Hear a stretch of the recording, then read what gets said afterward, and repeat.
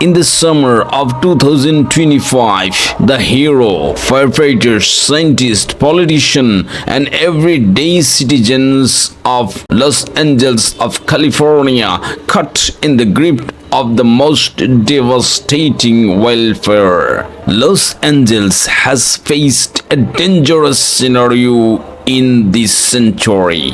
Against the backdrop of record-breaking heat wave and climate change-driven disaster, the fire spreads uncontrollably, threatening not only the lives and homes but also the heart of a city struggling to unite in the face of tragedy. The Los Angeles has opened with a sweeping aerial view of skyline, cloaked in a haze of smoke and heat.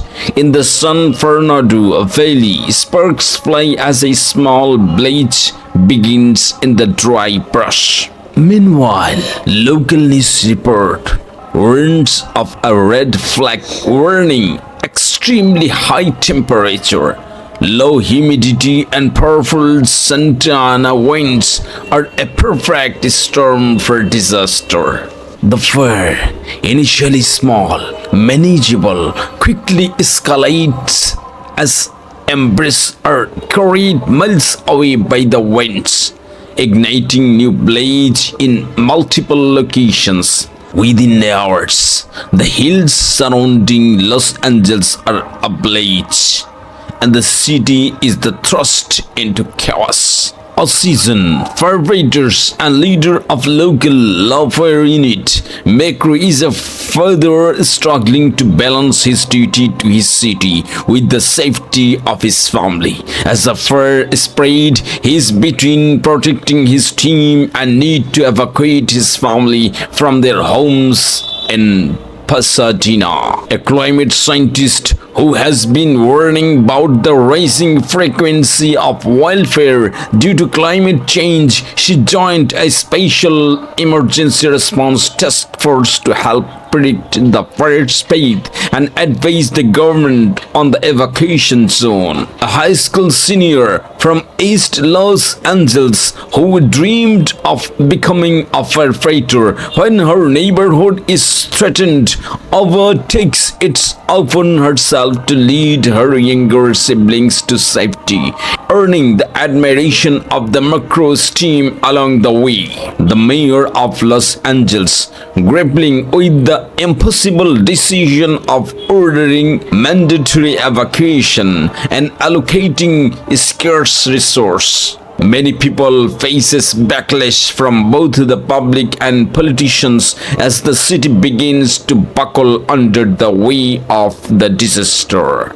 All billionaire tech entrepreneur whose mansion sites on the edge of the Malibu Hills, initially dismissive of the wildfire warnings, he finds himself trapped in his estate and must rely on the courage of a group of volunteer firefighters to survive. A former firefighter who now runs a community center in South Central Los Angeles when the fire encroaches on his area, Dwayne steps back to action, leading residents in an effort to prevent the flames from consuming their homes.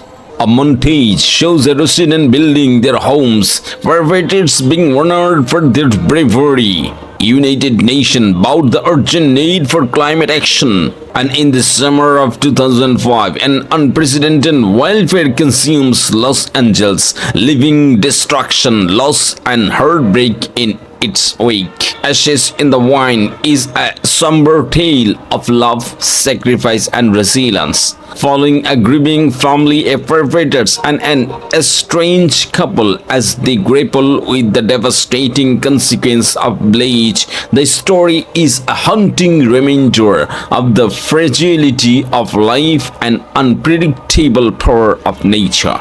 The wildfire begins on an unassuming August afternoon. The San Fernando Valley where an old power line snaps during a gust of dry Santana winds. The spark ignites the brittle vegetation below, and within hours flame leaps across hillsides, turning the region into an inferno.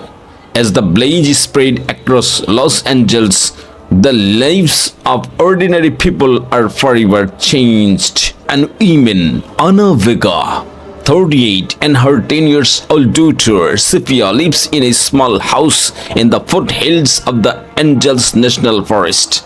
Sophia dreams of becoming an artist, and her prized possession is a sketchbook filled with drawing of her neighborhood, her friends, and the mountains surrounding their homes. Anna, a single mother, works tirelessly to provide for Sophia and plans to take her to an upcoming art exhibition downtown, a promise she made weeks ago. The word arrives faster than anyone expects. Siren wheel as evacuation order are issued. Anna and Sophia hurriedly pack their belongings, but in their rush, Sophia's sketchbook is forgotten. As they drive away, Sophia begs her mother to go back for it, but Anna refuses, knowing the flames are too close. From the rear view mirror, Sophia watches her homes disappear into a wall of smokes and fire. Later, an overcrowded evacuation center, Anna learned that their house has been completely destroyed. Sophia is an inconsolable. Anna, overwhelmed with guilt, tries to comfort her daughter by promising that they will rebuild, but Sophia, clutching a burnt edge of her sketchbook that a neighbor recovered, says it won't ever be the same. Daniel is a 44-year-old of firefighters and captain of Los Angeles Fire Department crew. He has spent over 20 years on the front lines, battling some of the worst fires California has ever seen. But this fire is different, larger, more aggressive, and fueled by months of relentless drought. Daniel's wife, Laura, begs him to stay home this time. Their 8-year-old son, Leo, has a leukemia and he's undergoing chemotherapy. Daniel promises to come back in one piece, but when the call comes, he knows he can't abandon his crew. On the 5th day of fighting the blaze, Daniel and his team are sent to protect a residential neighborhood in Glendale. The fire moves with terrifying speed, jumping highway and shoveling entire block in a minute. Despite the best efforts, the neighborhood is lost. As Daniel helps a family evacuate, a sudden explosion from a ruptured gas line engulfed him in flames. At the hospital, Laura and Leo say goodbye to Daniel, who succumbed to his injuries. His crew, devastated, dedicated their continued effort to his memory. In the aftermath, Laura finds solace in the fact that Daniel died a hero, but Leo, too young to fully understand, asks why couldn't Daddy save himself. Maya, 28, and Jordan, 30, are a couple of a brink of separation. They have spent months arguing over their strained finance and failed dreams. Maya, a freelance writer, feels stuck in a cycle of rejection, while Jordan, a musician, struggles to book gigs in a competitive industry. Their tiny apartment in the Silver Lakes is the only things they shared anymore. When the fire reached their neighborhood, Maya and Jordan are forced to evacuate together. In the chaos, they grab what they can: Jordan's guitar, Maya's laptop, but leave behind their photo albums and mementos. They drive for hours, unable to find an open shelter, eventually park on the side of the road to sleep in their car. As they sit in silence, watching the flames light up the night sky, Maya breaks down. She confesses that she has been writing a novel about their relationship, hoping it would save their marriage. but she hasn't been able to finish it. Jordan admits that he has been considering leaving Los Angeles entirely, feeling like the city has taken everything from them. The fires becomes a turning point for the couples. In the face of losing everything, they realize that they still have each other. They decide to leave Los Angeles together and start over in a smaller, quieter town. As they drive away for a smoldering city, Maya finally feels her words for her novel come to her. The wildfire burns for 18 days, leaving a trail of destruction that scares the city and its people. Over 100,000 homes are lost. Thousands are displaced and dozens of lives are claimed by the flames. The air remains thick with ash for weeks, and the once bright city of angels feel dimmed. The Vega family moves in with relatives, trying to rebuild their lives. Sophia eventually finds an inspiration in the ruins, creating a series of charcoal sketches that capture the beauty and the pain of what was lost. The drawings are featured in a local gallery where Anna finally kept her promise and takes her daughter to see an art exhibit.